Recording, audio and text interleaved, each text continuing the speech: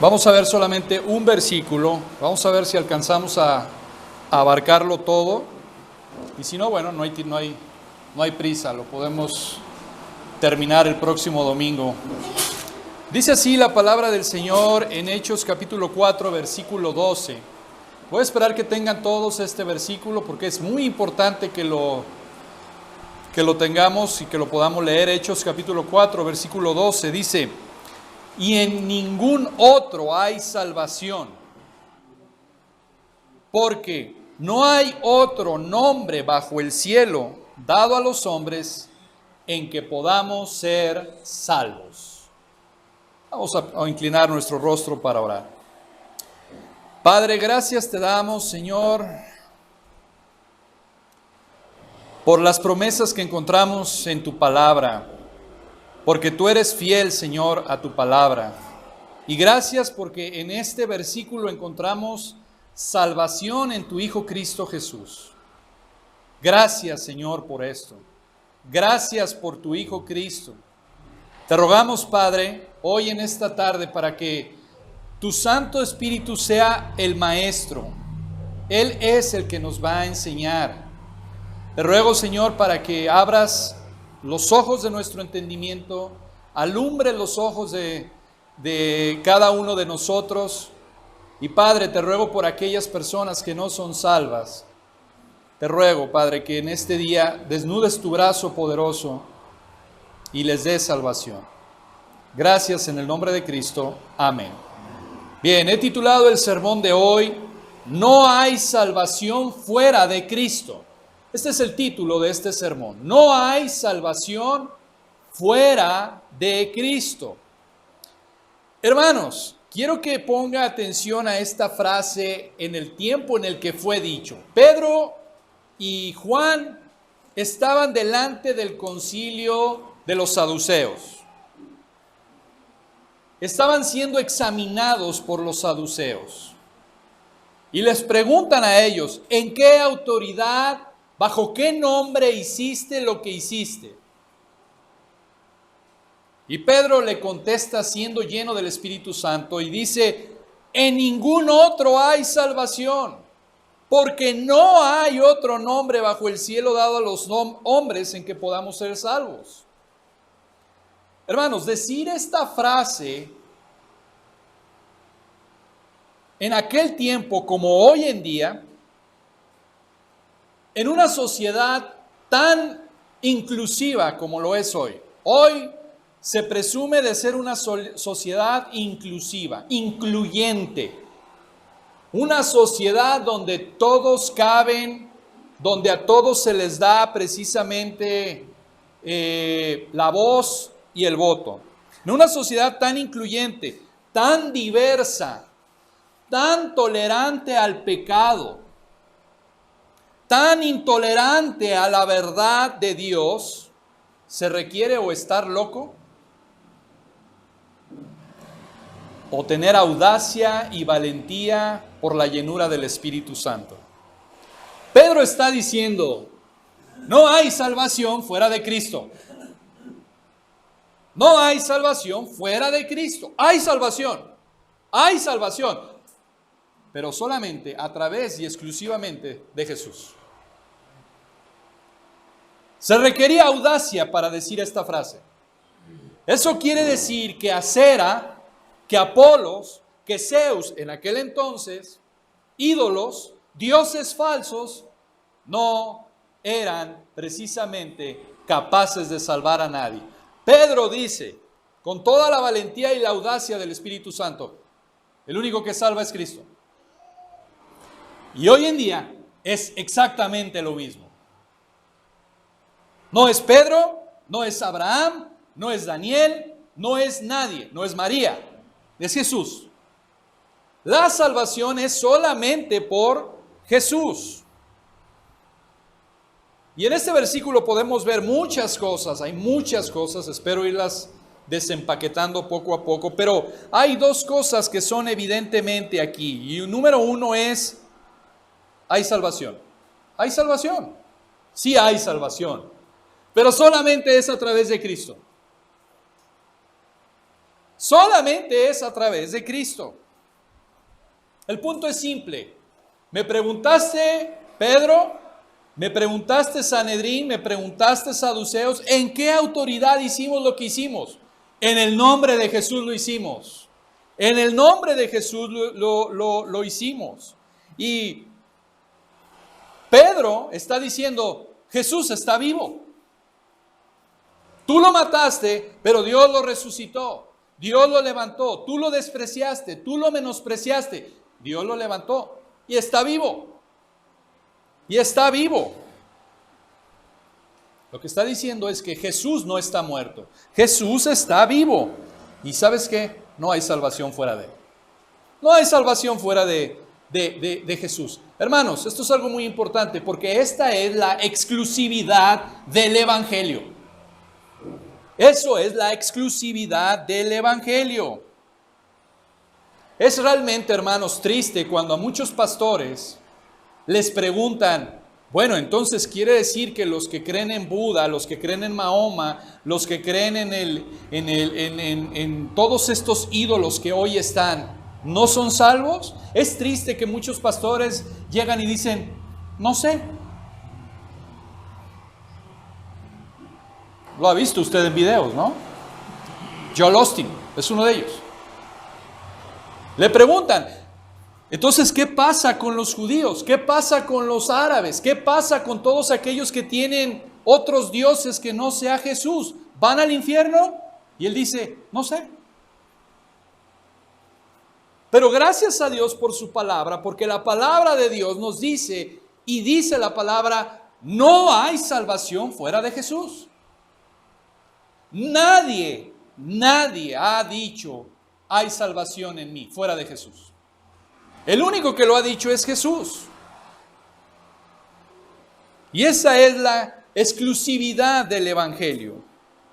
No hay salvación en otro, porque no hay otro nombre bajo el cielo que es dado a los hombres en que podamos ser salvos. Y hermanos, una de las cosas que un predicador de la palabra hace es decir lo que el texto dice. Un predicador de la palabra de Dios dice lo que el texto dice. Advierte lo que el texto advierte. Ofrece lo que el texto ofrece. Y en este versículo hay salvación, pero solamente a través de Cristo. Y nadie más. Y nadie más. Sin evangelio no hay salvación. Si no hay Cristo, no hay salvación. Aparte del evangelio, aparte de Cristo, no hay salvación.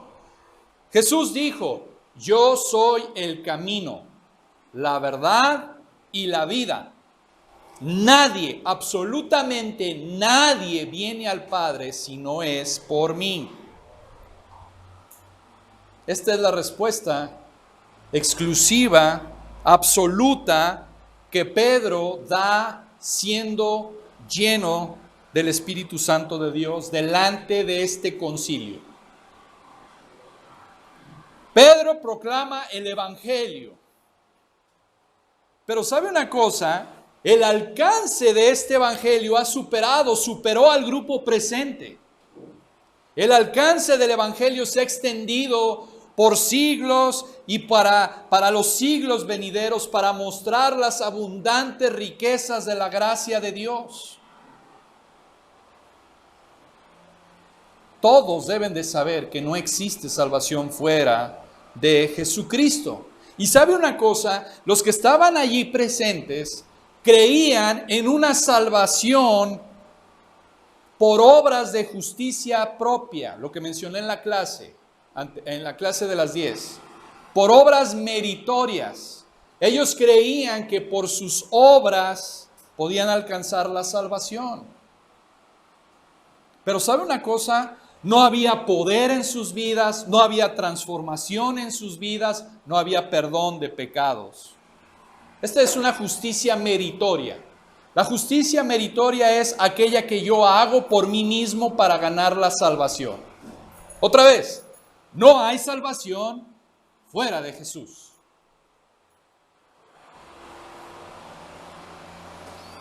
Esta justicia de estas personas se basaba en el cumplimiento estricto de la ley moral de Dios. Pero Pedro les anuncia que por la fe en la obra consumada de Jesús había salvación.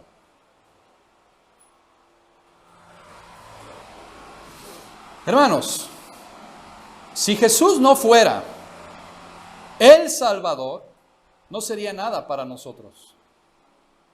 Si Jesús no fuera el Salvador, no sería nada para nosotros. El nombre de Jesús no significaría absolutamente nada. Pero ¿sabe una cosa? Hay personas, o habemos personas que hemos sido transformadas por el poder salvador de Jesús, que hemos experimentado liberación, que hemos experimentado precisamente ese poder de salvación.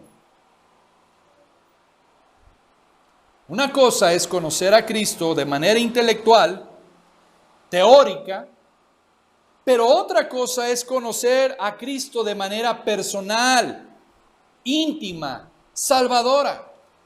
Y esta es una buena pregunta que tengo hoy para ustedes.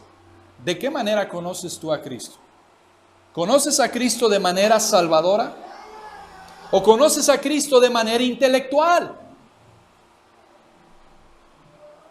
Y ese es mi propósito hoy en esta tarde. Alcanzar e incitar a sus mentes y sus corazones bajo el poder del Espíritu Santo para conocer al único Salvador, al exclusivo Salvador. ¿Con qué? Con los ojos de la fe, de manera personal, de manera salvadora. Conocer exactamente qué es lo que Cristo hace cuando salva a una persona. Eso es bueno. Conocer que la salvación es por Cristo, para Cristo y de Cristo. La salvación es del Señor. La salvación es de Cristo. Voy a leer una frase de Octavius Winslow que me parece muy importante. Dice así: oh alma mía, qué gran deudora le eres a la gracia divina. Para ti el nombre de Jesús es vida, gozo, paz y esperanza. El nombre de Jesús es el más dulce, estimado nombre aquí en la tierra como en el cielo. Has sido atraído hacia Él con cuerdas de amor. Me gusta mucho esta frase de él. Has sido atraído a Él con cuerdas de amor. ¿Es dulce para ti el nombre de Cristo? O como lo vimos el domingo pasado, Cristo es una piedra de tropiezo para ti. Bien, voy a dar la estructura de este sermón. Vamos a ver tres cosas. Número uno, la exclusividad de Cristo en la salvación. La exclusividad de Cristo en la salvación. Número dos, ¿qué hace exactamente Cristo por nosotros? ¿O de qué somos salvos los creyentes? Y número tres, la salvación es de Cristo. Vamos a ver estas tres cosas. No creo que vayamos a terminar y lo vayamos a ver todo en este domingo, pero vamos a ver hasta dónde llegamos. Número uno, la exclusividad de Cristo en la salvación. Ese es el punto número uno. Quiero que observemos algo en este pasaje, y hay una doble negativa. Hay una doble negativa aquí, y hay una doble negativa que el autor trata de enfatizar, de remarcar. Quiere que nos quede muy claro que nadie puede salvarse si no es por medio de la obra redentora llevada a cabo por Jesús.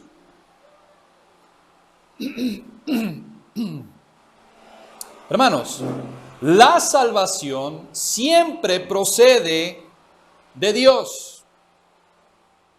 La salvación siempre procede de Dios.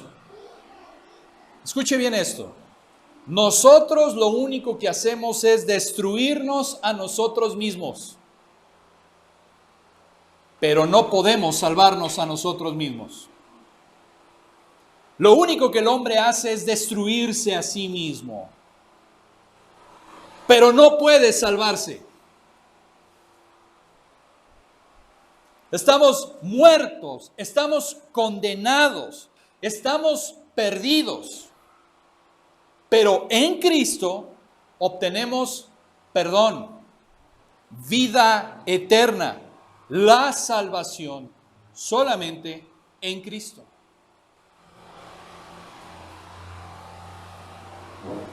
La salvación solamente es una realidad en el nombre de Jesús. Y es interesante porque la palabra nombre es equivalente a persona. Cuando usted ve ahí en la palabra nombre, también se está refiriendo a persona.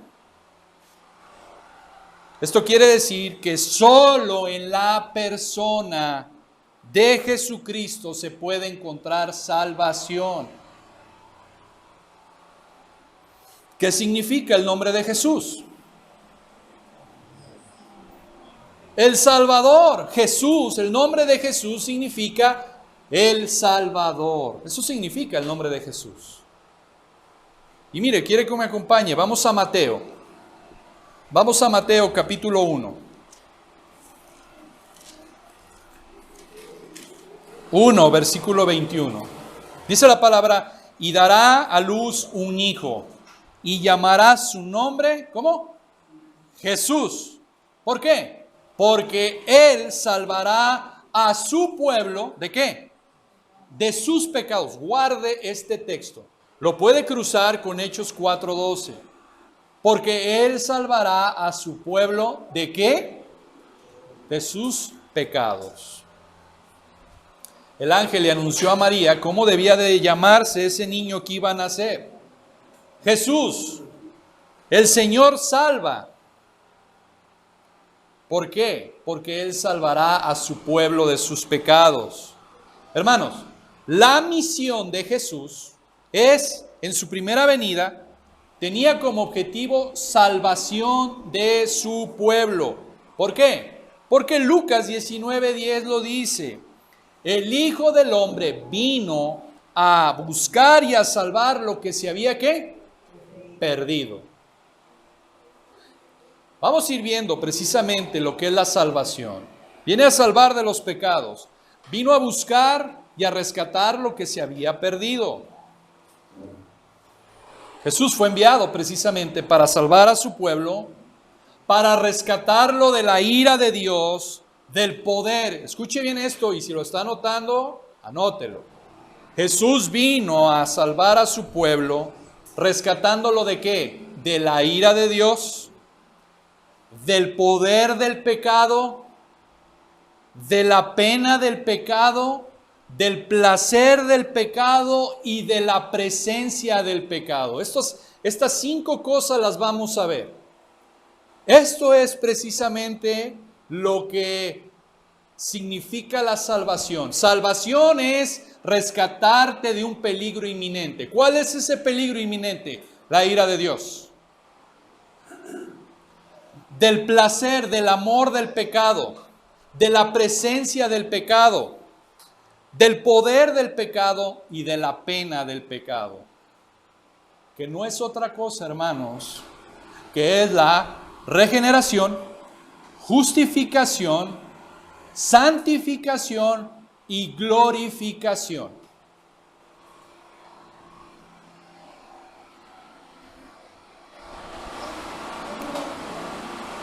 Cristo es precisamente nuestro Salvador. Y Pedro está enfatizando que Jesús es el único, es el exclusivo. Solamente Cristo puede salvar. No puede salvar Buda, no puede salvar Mahoma, no puede salvar María. Y creo que viene una pregunta natural a nuestras mentes.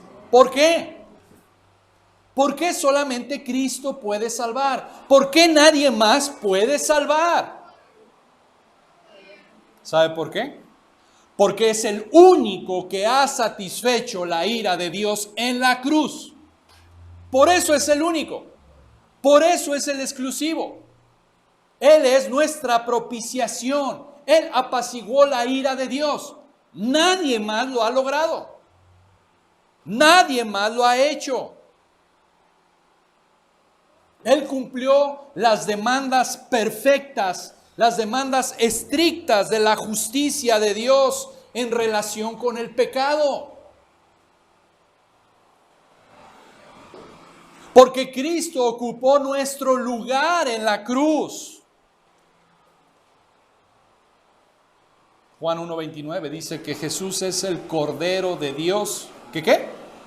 Que quita el pecado del mundo. Por eso es que Él es el exclusivo de la salvación. Por eso nadie más ha hecho lo que Jesús hizo, porque Él es único.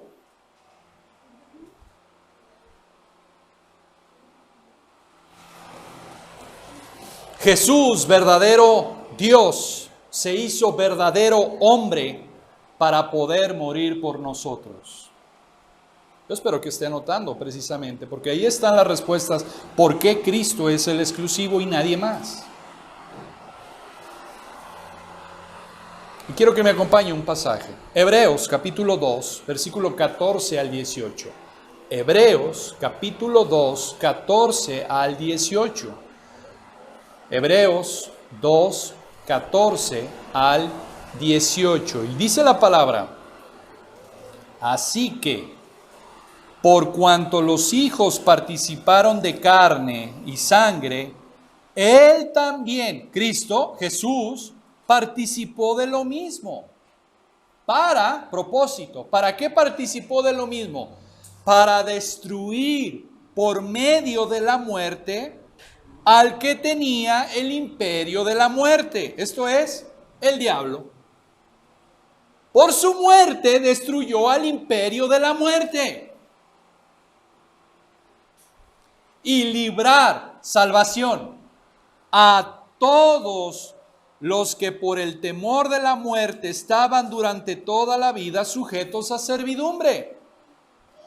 Porque ciertamente no socorrió a los ángeles, sino que socorrió a la descendencia de Abraham, por lo cual debía de ser en todo semejante a sus hermanos, para venir a ser misericordioso y fiel sumo sacerdote en lo que a Dios se refiere, para expiar los pecados del pueblo. Pues en cuanto él mismo padeció siendo tentado, es poderoso para socorrer a los que son, ¿qué? Tentados.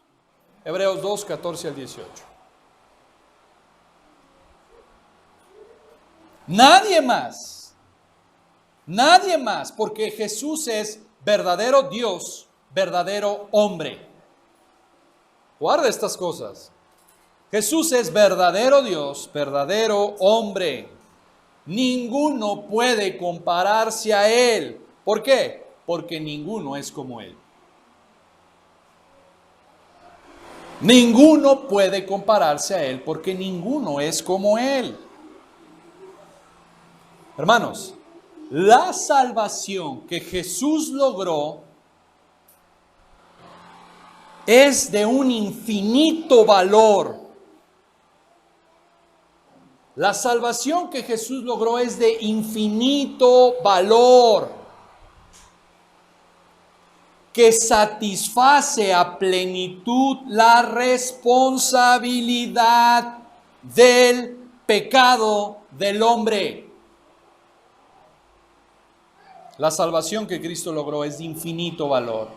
Y esa salvación satisface a plenitud el pecado del hombre, la responsabilidad penal del pecado del hombre. El pecado, hermanos, tiene una responsabilidad penal. Guárdelo porque esto tiene que ver con justificación. La salvación de Cristo satisface la pena penal del hombre. ¿Por qué? Porque Él llevó sobre sí el pecado que le tocaba a todo aquel que cree en Él. Verdaderamente Dios, verdaderamente hombre, le ha capacitado para salvar.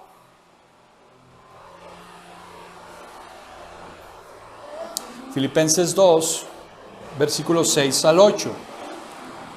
El cual, siendo en forma de Dios, no estimó el ser igual a Dios como cosa a que aferrarse, sino que se despojó a sí mismo, tomando la forma de siervo, hecho semejante a los hombres, y estando en la condición de hombre, se humilló a sí mismo, haciéndose obediente hasta la muerte y muerte de cruz.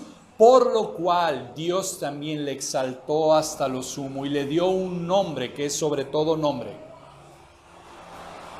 para que en el nombre de Jesús se doble toda rodilla de los que están en los cielos, en la tierra y debajo de la tierra, y toda lengua confiese que Jesús es el Señor, para gloria de Dios Padre. Solo Jesús satisface las condiciones para salvar.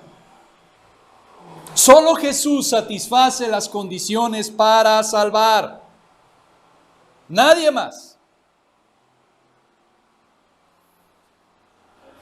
Pero yo quiero hacer algo, quiero hacer un paréntesis aquí. Y es muy importante hacer este paréntesis.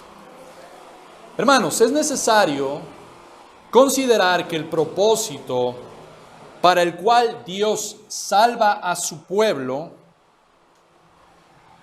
es traer gloria, honra a sí mismo. No es para glorificar al pecador, es para traer honra y gloria a sí mismo.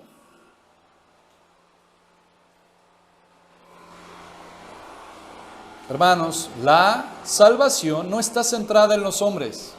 La salvación está centrada en Dios. La salvación no está centrada en los hombres.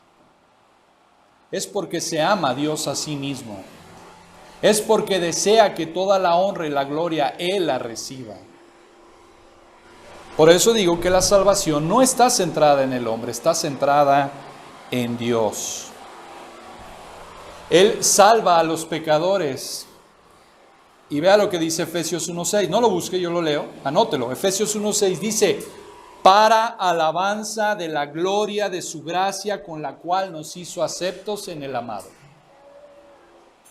Para alabanza de su gloria, de su gracia, con la cual Él nos aceptó. No nosotros aceptamos a Él.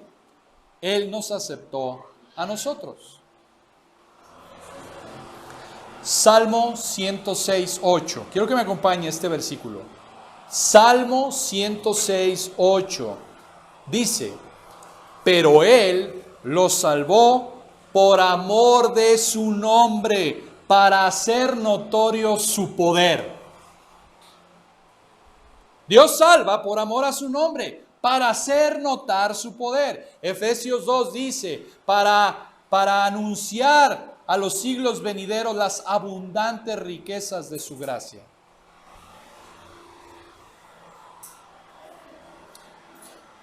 Otra pregunta: ¿dónde comienza nuestra salvación?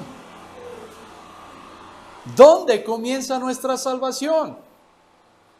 ¿La salvación comienza en la regeneración? ¿En la justificación? ¿En la conversión? Hermanos, nuestra salvación comenzó desde antes de la fundación del mundo. Desde antes de la fundación del mundo. Vea lo que dice, acompáñeme a 2 de Timoteo 1:9. 2 de Timoteo 1:9. Dice la palabra: quien nos salvó y llamó con llamamiento santo, no conforme a nuestras obras, sino según el propósito suyo y la gracia que nos fue dada en Cristo Jesús antes de los tiempos de los siglos. Eso significa la eternidad pasada. Nuestra salvación comenzó en la eternidad pasada, en el consejo soberano de la voluntad del Dios Trino. En soberana libertad, exclusivamente por su amor, por su bondad, por su gracia, Dios ha puesto salvación en individuos particulares y los escogió precisamente para que fuesen salvos de la ira de Dios, del poder del pecado y de la muerte y de la presencia del pecado. Bien, punto número 2. ¿Qué hace exactamente Cristo por nosotros? Leemos en nuestro texto que en ningún otro nombre hay salvación. ¿Qué es lo que hace Cristo exactamente por nosotros? ¿O de qué somos salvos los creyentes? Hermanos, la salvación que Cristo ha logrado no es una salvación a medias. Él nos sigue guiando continuamente, día tras día, hasta la realización completa de nuestra salvación. Los que no creen en Cristo, los que no reposan en Cristo, no encuentran su felicidad ni gozo en Él y se privan de muchas bendiciones. Bien, vamos a ver, ¿qué incluye la salvación? ¿Qué incluye la salvación? Bueno, la salvación incluye, si está notando, me voy a ir despacio, incluye la predestinación, la regeneración, la justificación, la santificación y la glorificación. Esto incluye la salvación. Este es el paquete completo de la salvación. Y quiero que vayamos a 3 pasajes. Y quiero que los leamos con calma para que veamos precisamente estos pasajes. Vamos a 2 de Timoteo 1:9.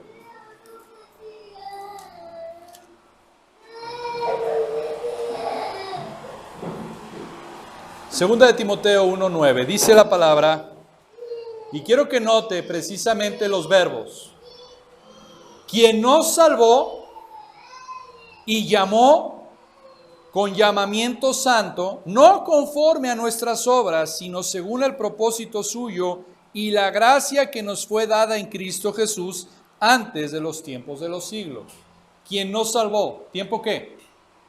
Pasado. Tiempo pasado. Vamos a otro pasaje. Filipenses capítulo 2, versículo 12. Por tanto, amados míos, como siempre habéis obedecido, no como en mi presencia solamente, sino mucho más ahora en mi ausencia, ocupaos en vuestra salvación con temor y temblor. Ocupaos, ¿qué tiempo es? Presente. Ok. Segunda de Timoteo 1:9, tiempo pasado. Filipenses 2:12, ¿tiempo qué? Presente. Ahora vamos a Romanos, capítulo 13, versículo 11. Romanos, capítulo 13, versículo 11, dice la palabra, y esto, conociendo el tiempo que es ya hora de levantarnos del sueño, porque ahora está más cerca de nosotros nuestra salvación que cuando creímos. ¿Qué tiempo es este? Futuro. Tiempo pasado, tiempo presente, tiempo futuro. ¿Qué significa? ¿Qué significan estos 3 versículos? Bueno, hermanos, estos 3 versículos no se refieren a 3 diferentes salvación o a 3 diferentes salvación. No. se refiere más bien a tres distintos aspectos de la salvación. Estos tres pasajes son tres etapas de la salvación.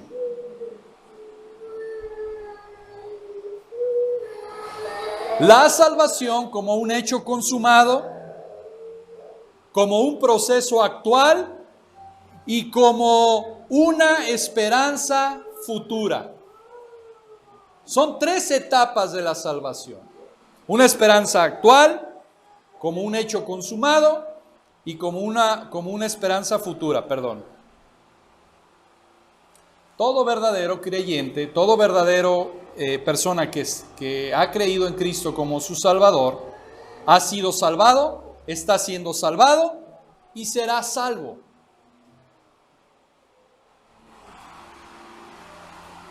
Ha sido salvado, está siendo salvado y será salvo.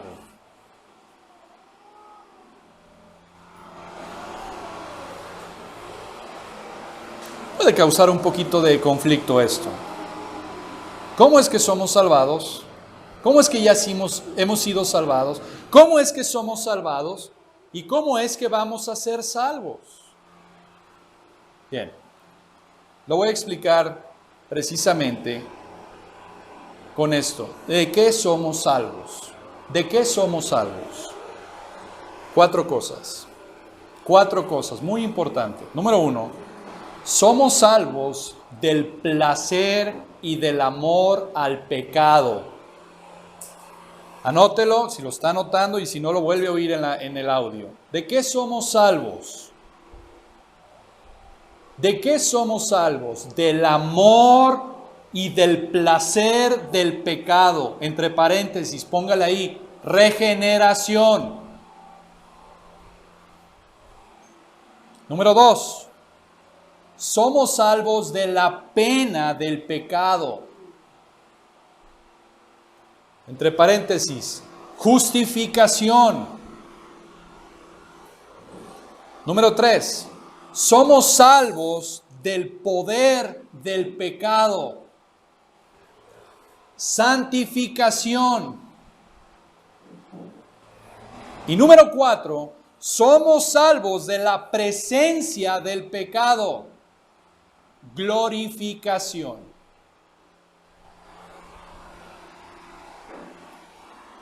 Hemos sido salvos, somos salvos y seremos salvos. Hemos sido salvos precisamente del placer, del amor del pecado. Somos salvos de la pena del pecado, pero también del poder del pecado. Estamos siendo salvados de la pena del pecado y del poder del pecado. Y número 4, último, es somos salvos de la presencia del pecado en la glorificación.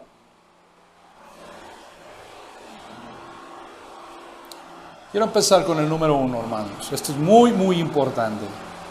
Dios nos salva a través de Jesús del placer, del amor, del pecado. Eso es salvación. Dios nos salva del poder, del amor y del deleite del pecado. Antes de librarnos de la pena del pecado o del castigo del pecado. Y viene una pregunta, ¿cómo es que Dios salva a su pueblo del placer del pecado? ¿Es cierto? Nadie va a negar aquí que el pecado produce ¿qué? Placer. El pecado produce placer, por eso es que es tan atractivo el pecado, porque el pecado produce placer. Y en ningún otro nombre hay salvación sino en Cristo Jesús, y Cristo nos salva del amor, del placer del pecado. ¿Cómo es que Cristo nos salva del amor, del placer del pecado? La respuesta es impartiéndoles una nueva naturaleza que odia la maldad y que ama la santidad. Eso es la regeneración.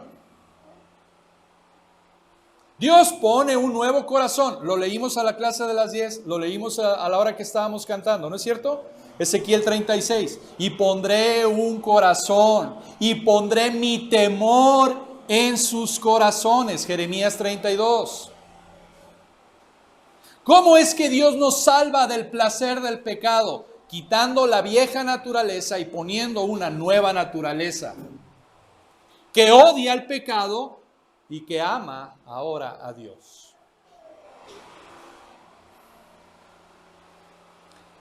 Y tengo preparado varios versículos y los vamos a ver versículo a versículo para que usted vea cómo el hombre pecador se deleita y tiene placer en el pecado. Vamos al primero. Segunda de Timoteo 3, 4. Segunda de Timoteo capítulo 3, versículo 4. Dice la palabra: traidores, impetuosos, infatuados, amadores de los deleites más que de Dios. ¿Se fija cómo? Vamos, primer versículo. Amor hacia el deleite, amor hacia el pecado.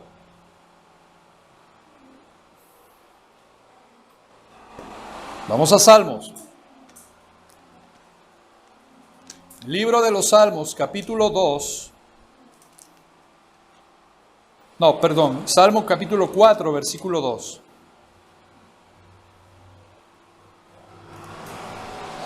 Quiero que vea cómo el hombre natural se deleita y ama el pecado. Hijos de los hombres, ¿hasta cuándo volveréis mi honra en infamia? ¿Amaréis la vanidad y buscaréis la mentira? ¿Qué aman? La mentira. ¿Qué vimos en la clase a las 10 de Romanos? Amadores de Dios, aborrecedores de Dios, perdón. ¿Por qué aborrecen a Dios? Porque aman la mentira. Ahí mismo en el libro de los Salmos, capítulo 11, versículo 5. Jehová prueba al justo, pero al malo y al que ama la violencia, ¿su alma qué? Lo aborrece. Ahí está. Segunda de Timoteo 3, 4. Amadores de los deleites más que de Dios. Salmo 4, 2. Amadores de la vanidad y buscadores de la mentira. Salmo 11, 5. Al malo, al que ama la violencia. Ahí mismo en Salmo, vamos al Salmo 52.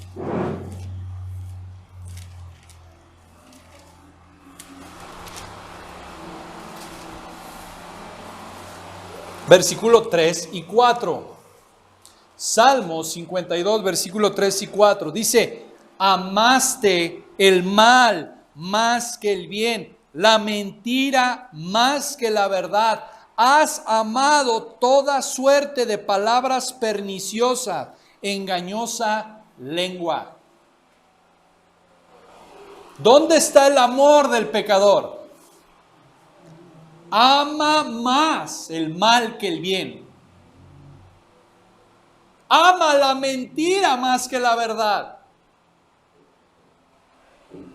Quiero que vea de dónde es. Por eso Jesús es precioso, porque de aquí nos salva.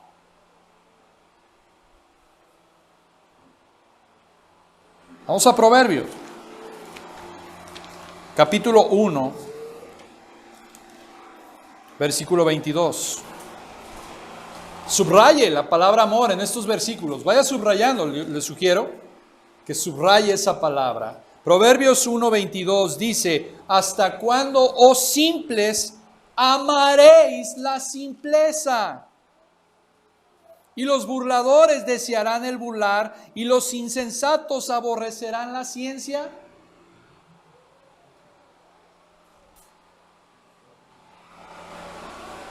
Vamos a Isaías. Isaías 66.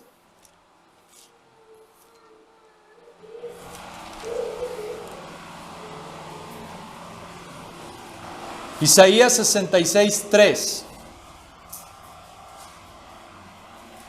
Voy a esperar a que tengan este pasaje. Realmente vale la pena leer este pasaje. Isaías 66:3 dice la palabra: el que sacrifica buey es como si matase a un hombre. El que sacrifica oveja como si degollase un perro. El que hace ofrenda como si ofreciese sangre de cerdo. El que quema incienso como si bendijese a un ídolo. Y porque escogieron sus propios caminos y su alma amó sus abominaciones. ¿Cuál es el problema que hemos visto en estos pasajes? Que el hombre ama lo malo. Ama lo malo. No es una debilidad, es una entrega, es un amor, es una devoción a lo malo.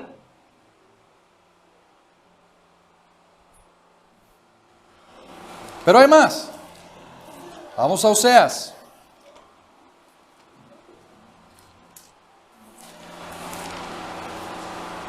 Oseas capítulo 9, versículo 10.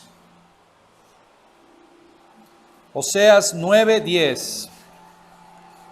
Como uvas en el desierto hallé a Israel, como la fruta temprana de la higuera en su principio, vi a vuestros padres. Ellos acudieron a Baal Peor, un ídolo, se apartaron para vergüenza y se hicieron abominables como aquello que amaron. Cuando tú amas el pecado, te vuelves abominable. Es lo que dice este pasaje. Se volvieron abominables, ¿por qué? Porque amaron aquello que Dios odiaba. Pero hay más. Vamos a Miqueas.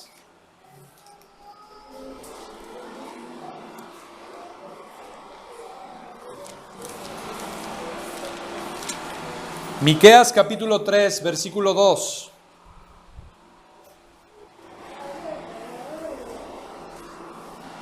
Vosotros que aborrecéis lo bueno y amáis lo malo, que les quitáis su piel y su carne de sobre los huesos. Aborreces lo bueno y amas lo malo. Y primera de Juan, capítulo 2, versículo 15. No améis al mundo ni las cosas que están en el mundo. Si alguno ama al mundo, el amor del Padre no está en él. ¿Cuál es el problema del hombre? Ama el mundo, ama lo malo, ama el pecado. Esos son sus deleites. Ama el pecado, se deleita en el pecado. Y escuche bien esto, hermanos, amar al pecado es mucho peor que cometerlo. Amar el pecado es mucho peor que hacerlo.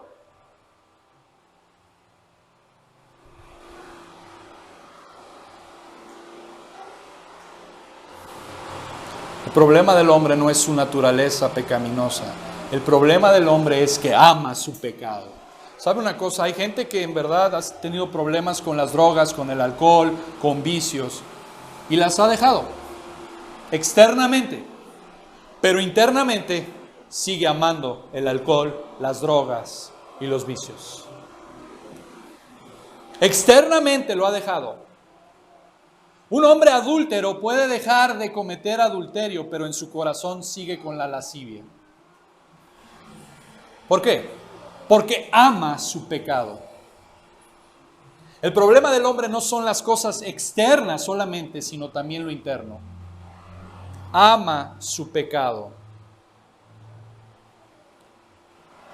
Yo creo que una buena pregunta que es pertinente a estas alturas de esta predicación es: en el tribunal de nuestras conciencias, ¿Sigues enamorado de tu pecado?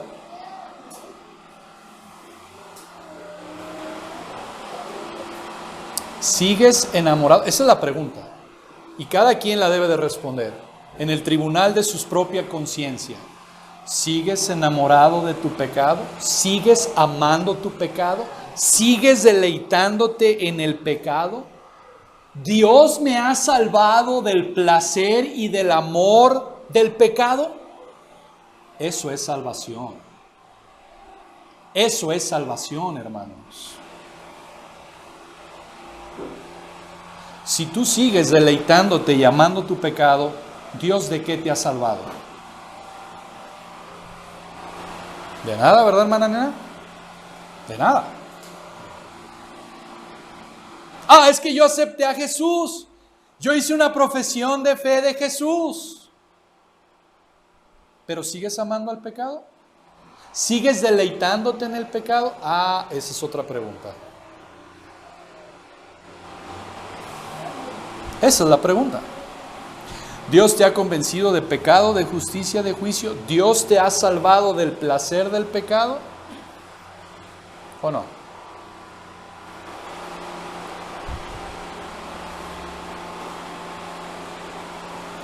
Hermanos, Dios salva del amor del pecado, del deleite del pecado, poniendo nuevos afectos en el corazón. Pone nuevos afectos, pone nuevos deseos. Este es el milagro de la gracia.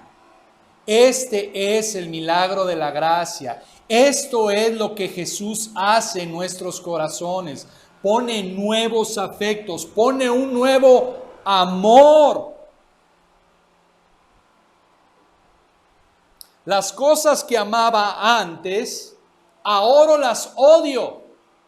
Y las cosas, o más bien a la persona que odiaba antes, que es a Cristo, ahora lo amo.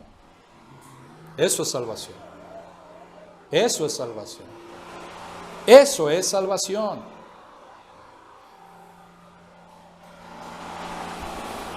Y viene otra pregunta. ¿Y cómo es que se lleva a cabo este milagro de gracia? ¿Cómo es que lo lleva a cabo Dios? Bueno, ya lo dije. Dios pone una nueva naturaleza en nuestro interior. Dios pone un corazón con nuevos afectos.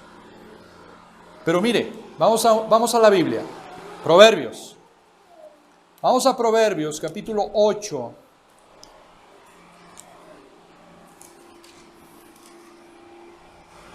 Versículo 13. Vea lo que pone Dios ahora en un corazón nuevo, regenerado, limpio. El temor de Jehová es aborrecer el mal, la soberbia y la arrogancia, el mal camino. Antes aborrecía el mal. Antes aborrecía a Dios, amaba el mal. Ahora, una persona que ha nacido de nuevo tiene el temor de Dios en su corazón, y porque tiene el temor de Dios, aborrece ¿qué? El mal. Aborrece la soberbia, aborrece la arrogancia y aborrece el mal camino.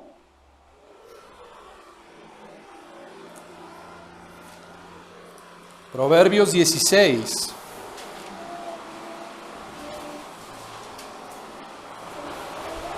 Versículo 6.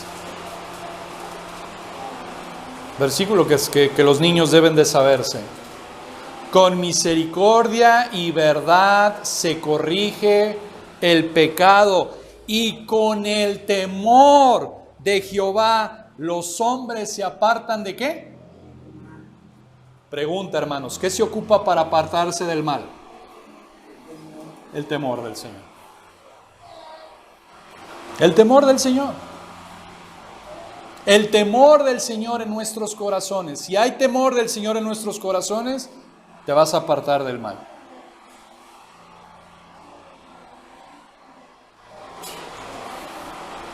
Romanos 5:5. Rápidamente, yo sé que ha pasado el tiempo, pero Romanos 5:5.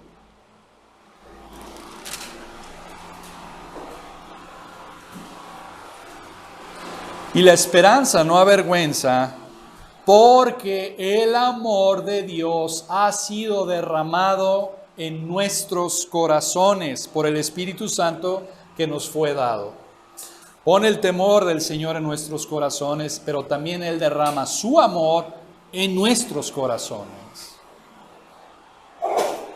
¿Se fija? ¿Se fija? ¿Dónde está? Pórtate bien. ¿Dónde está la ley? ¿Dónde está la ley? ¿Tenemos que seguir la ley? Sí, claro que sí. Pero por seguir y obedecer la ley no vas a poder dejar el pecado. Es por la gracia de Dios. Es porque Él tiene que hacer esa operación, esa operación a corazón abierto. Tiene que hacer un trasplante de corazón. Quita tu corazón de piedra, duro, que ama el pecado. Lo quita y pone un corazón nuevo, con nuevos afectos, con nuevos deseos, con el temor del Señor, con el amor del Señor en nuestro corazón. ¿Ya entiende por qué la salvación es del Señor? Él tiene que hacerlo. Y Él lo hace. Y Él lo hace. Y sabe una cosa, escuche bien, cuando el amor de Dios reina en nuestros corazones, el amor hacia el pecado queda destronado.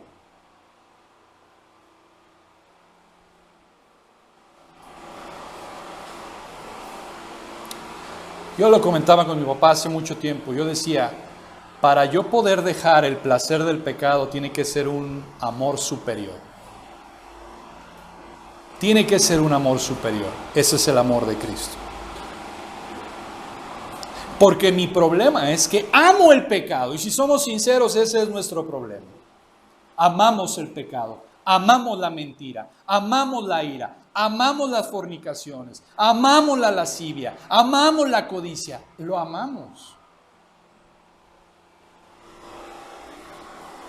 Pero a menos que el amor de Dios sea derramado en mi corazón, entonces el amor hacia el pecado va a quedar destronado. No va a tener efecto ya el amor hacia el pecado. ¿Sabe una cosa? También otra cosa que hace el Señor es que por medio del Espíritu Santo ahora nos hace buscar las cosas de arriba. Ya no buscamos las cosas de este mundo. Colosenses 3:1.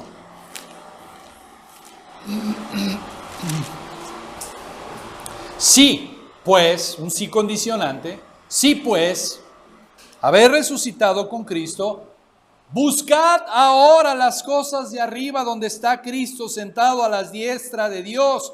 Poned la mira en las cosas de arriba, no en la de la tierra.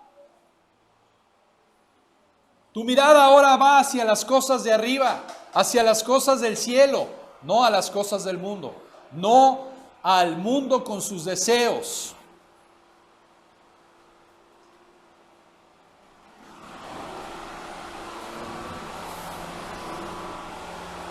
Bien, quiero dar una palabra de consuelo, porque esto puede ser muchas veces puede causar en nosotros preguntas.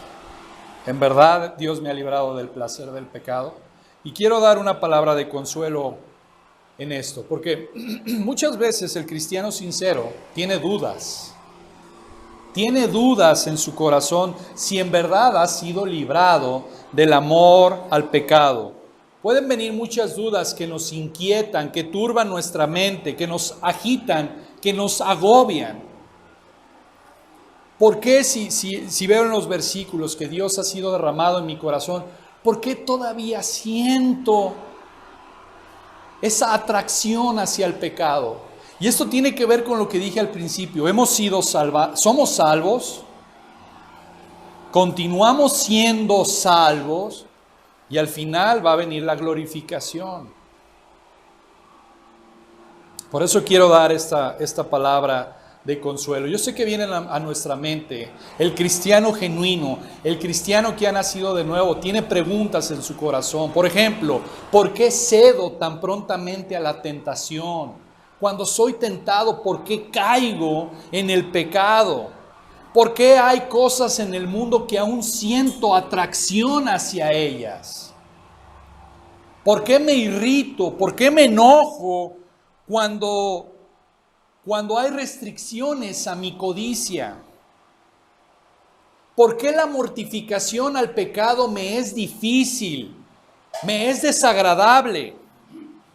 ¿Cómo puedo saber que he sido salvo del placer y del amor del pecado? Son preguntas que realmente, si no nos las hemos hecho, tendríamos que hacérnoslas. Y estoy poniendo unas cuantas, hay más.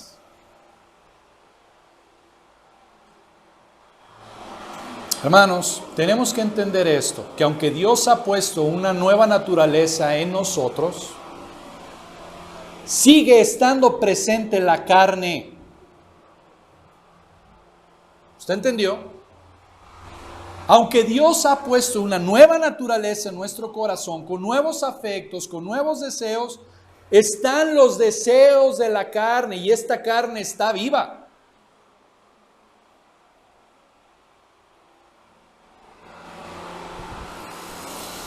Todavía no tenemos cuerpos glorificados. Todavía no hemos sido libres de la presencia del pecado. Vamos a ser libres de la presencia del pecado cuando estemos delante del Señor. Pero aún no somos libres de la presencia del pecado.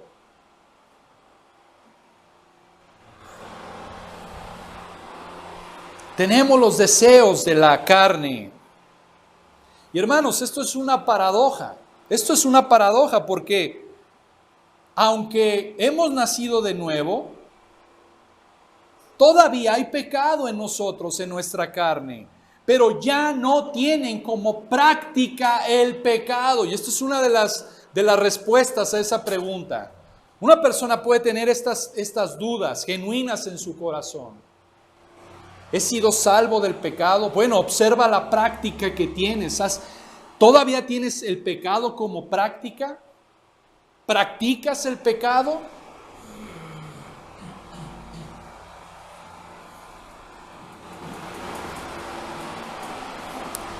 Vamos a este pasaje.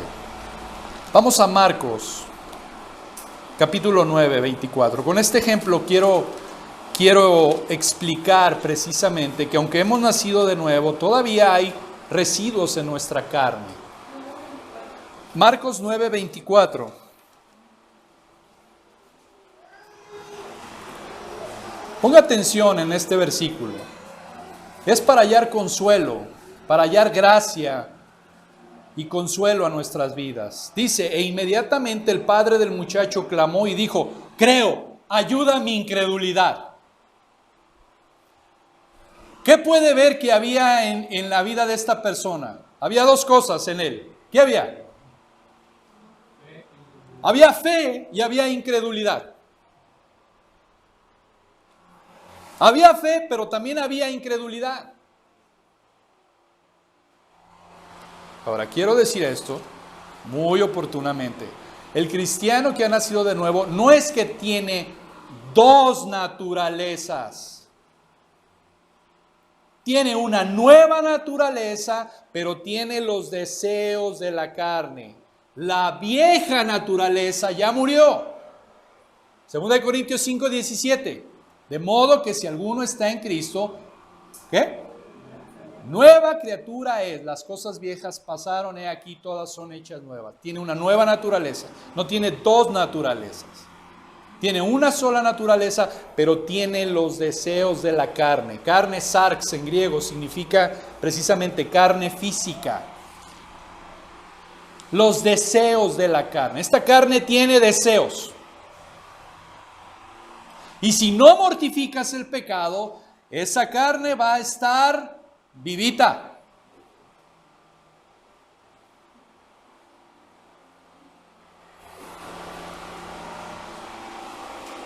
Al igual que este padre desesperado, el cristiano genuino puede clamar a Dios y puede precisamente decir, Señor, anhelo la santidad, ayuda mi codicia al pecado.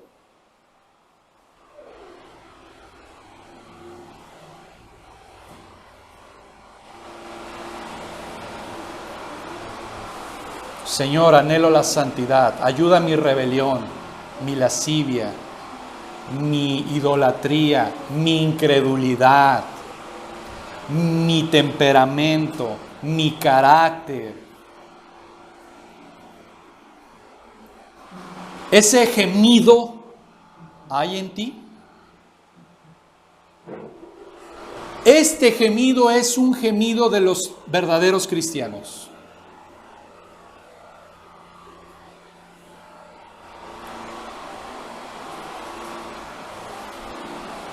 ¿Cómo podemos saber? ¿Cómo podemos saber si en verdad hemos sido salvos del amor, del deleite del pecado? Una de ellas es esto: hay un genuino lamento por la condición pecaminosa que hay. Otras de las formas de saber es por los frutos, hermanos.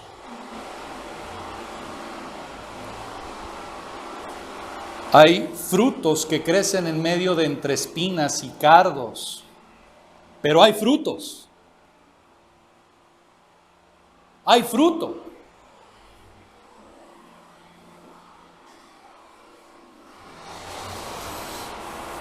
Yo creo que otra cosa también que podemos hacer es lo que Pablo dice: examinaos a vosotros mismos si estáis en la fe, probaos a vosotros mismos. Otra de las cosas que podemos hacer es qué tanta lucha tenemos con el pecado. Gálatas 5:17. El pecado y el espíritu se enfrentan entre sí.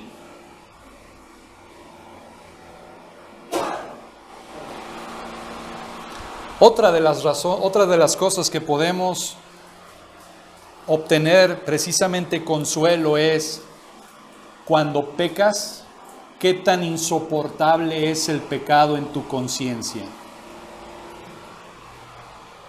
Hay personas que pecan y normal. Pero un genuino cristiano, cuando peca, ese pecado se vuelve una carga insoportable en su vida. Ojo, no estoy diciendo que no va a pecar. Peca. Y no estoy diciendo y no estoy dando licencia para pecar. Pero el cristiano genuino peca, hermanos. Pero cuando peca, ese pecado se vuelve insoportable en su conciencia. Se vuelve una carga insoportable. El pecado se vuelve amargo. Ya no pecas de la misma manera. ¿Sabe una cosa? El cristiano que ha nacido de nuevo peca, pero ya no peca a gusto. Ya no peca a gusto. Y por lo tanto, viene inmediatamente ¿qué? El arrepentimiento. Un cristiano que ha nacido de nuevo peca, pero ya no peca a gusto. Es insoportable el pecado. Se vuelve cada vez más sensible al pecado. Esa es la salvación de Jesús. Eso es salvación, hermanos. Mateo 5:4.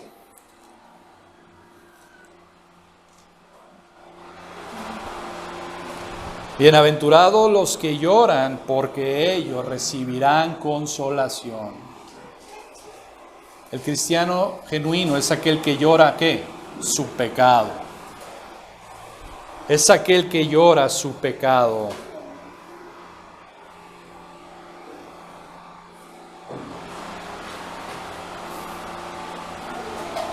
Mire, ¿quiere que le dé un retrato de una persona que ha sido salva?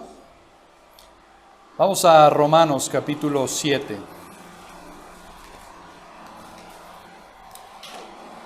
Este no está hablando de un cristiano como malamente se les llama cristianos carnales. Eso no existe. Eso no existe. El cristiano carnal no existe. O es cristiano o no es cristiano. No hay cristianos carnales. Dice la palabra...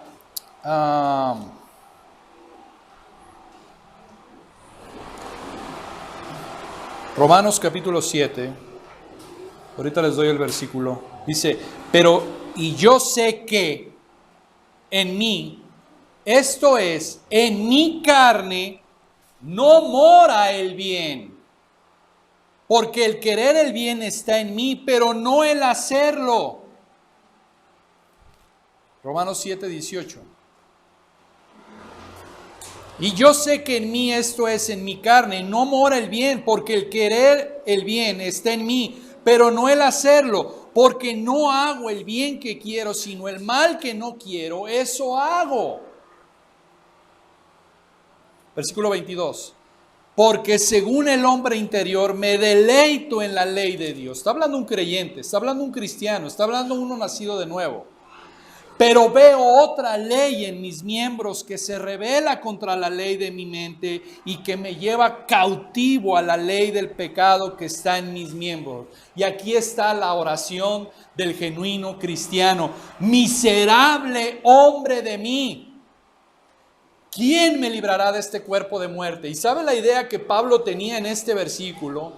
En la antigua Roma, los asesinos que los hallaban culpables, el castigo era que el cuerpo asesinado se lo pegaban en la espalda. Le amarraban el cuerpo del muerto hasta que se podría él también. Por eso es que Pablo tiene en mente esta cita y dice: miserable hombre de mí, ¿quién me librará de este cuerpo, de esta carne de muerte?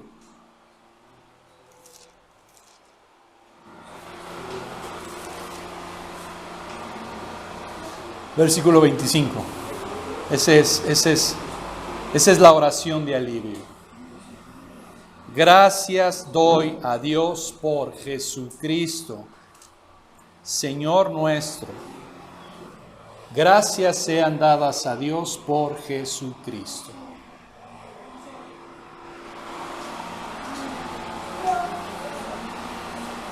Si ese es el lamento sincero de tu corazón, entonces Dios te ha salvado del placer del pecado.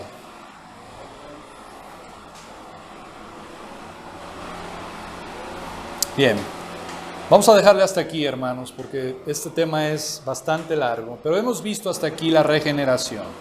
Dios nos salva del placer, del amor, del pecado. Sí es cierto, todavía tenemos atracción hacia cosas del mundo, pero ya no como antes. Ya no como antes. Si Dios quiere, la próxima semana vamos a ver la justificación, la santificación y la glorificación. Vamos a orar para despedirnos. Te damos gracias, Señor. Te damos gracias por esta salvación tan grande. Gracias, Señor, porque nos has salvado de tu ira. Nos has salvado de ese amor y de ese placer al pecado. Eso es lo maravilloso de la gracia. Ese es el milagro de la gracia. Que tú obras en nuestros corazones, porque tú eres el que produces en nosotros el querer como el hacer por tu buena voluntad. Aunque nos mandas a ocuparnos en nuestra salvación. Pero, Señor, danos lo que pides. Y pídenos lo que quieras. Gracias por tu Hijo Cristo. Gracias sean dadas a Dios por Jesucristo. En el nombre de Él es que oramos. Amén.